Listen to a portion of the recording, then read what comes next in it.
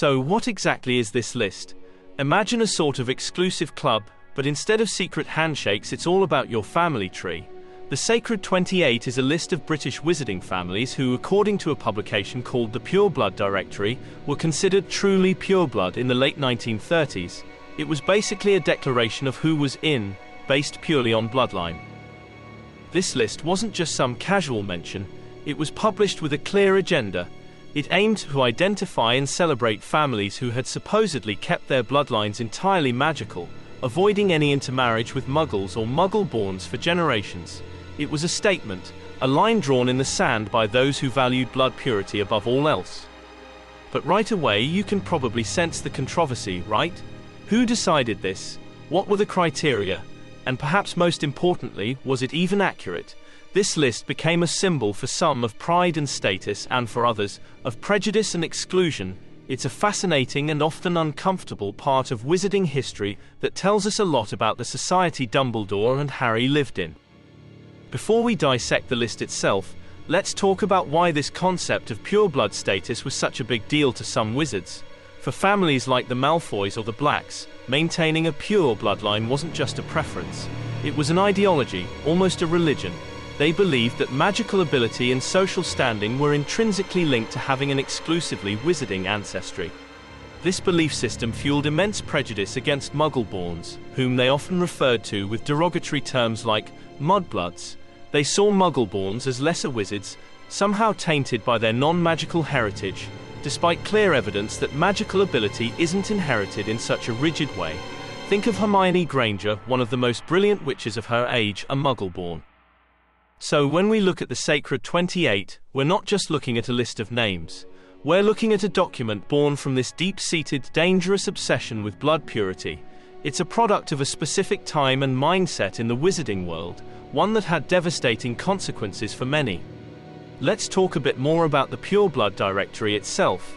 This wasn't just a casual pamphlet, it was a publication with a clear political agenda. It appeared in the late 1930s, a time when the wizarding world was grappling with changing social dynamics and perhaps a perceived dilution of pure bloodlines through intermarriage. The directory's likely purpose was to serve as a rallying cry for pure blood families. It aimed to identify, validate, and perhaps even encourage these families to maintain their purity. It was a tool for social engineering, attempting to reinforce the existing hierarchy and push back against the integration of Muggle-borns into wizarding society. Think of it as a propaganda piece. It presented the Sacred 28 as the gold standard, the true aristocracy of the wizarding world. By listing these families, it implicitly suggested that others were less important, less magical, or somehow inferior. It was designed to create division and foster a sense of exclusive identity among the listed families. The author or authors of the directory remain unknown, but it's safe to assume they were staunch pure-blood supremacists. They likely compiled the list based on their own criteria, which probably involved tracing family trees back generations and making subjective judgments about who qualified. This lack of transparency adds another layer of controversy. Was the list compiled accurately, even by its own twisted standards? Probably not perfectly, as we'll see.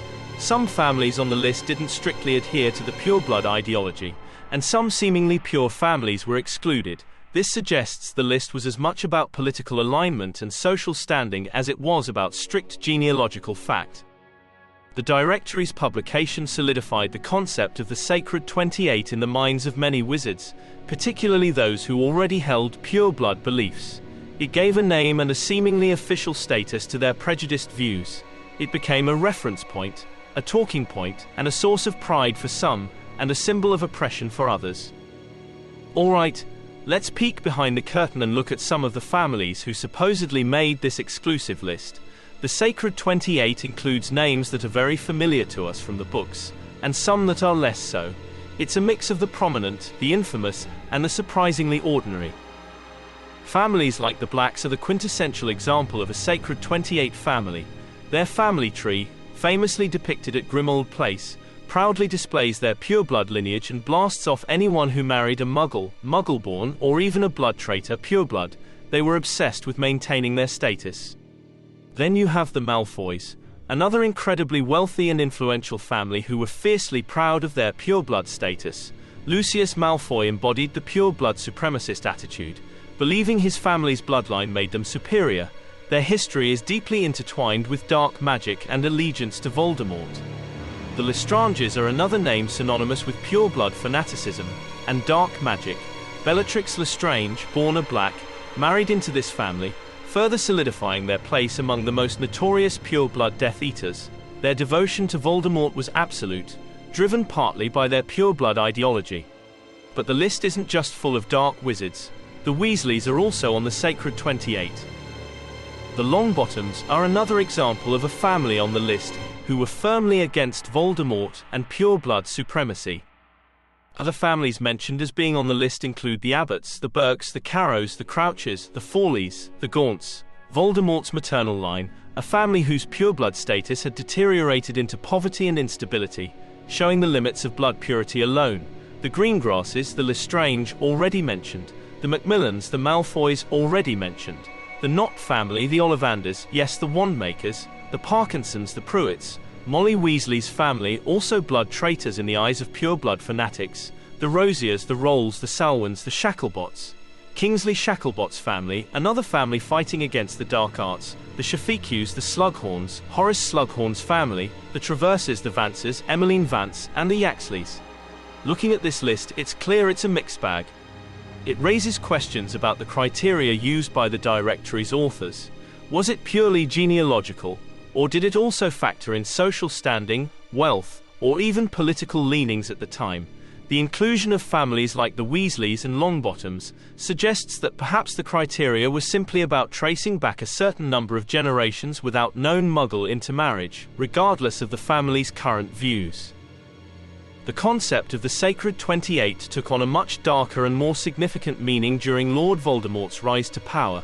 Voldemort, despite being a half-blood himself, Tom Riddle Jr., son of a Muggle father and a witch mother from the Gaunt family, who were on the list, used the pureblood ideology as a cornerstone of his campaign of terror. He promised the pureblood family's power and dominance in a wizarding world purged of Muggles and Muggleborns. Families on the Sacred 28 list, particularly those who already held pureblood supremacist views like the Malfoys, Lestranges and Knotts, flocked to his banner. They saw him as the leader who would finally restore the rightful order, with purebloods at the top. For these families, being on the Sacred 28 list wasn't just about social status. It became a badge of honor, a sign of their supposed superiority and their loyalty to Voldemort's cause. They used their status to justify their cruelty and persecution of Muggle-borns and blood traitors. The list became a tool of oppression. The fact that the savior of the wizarding world, Harry Potter, was a half-blood, and his closest friends were a Muggle-born, Hermione, and a blood traitor, pureblood, Ron Weasley, fundamentally challenged the pureblood ideology. Their victory proved that magical ability and moral strength are not determined by bloodline.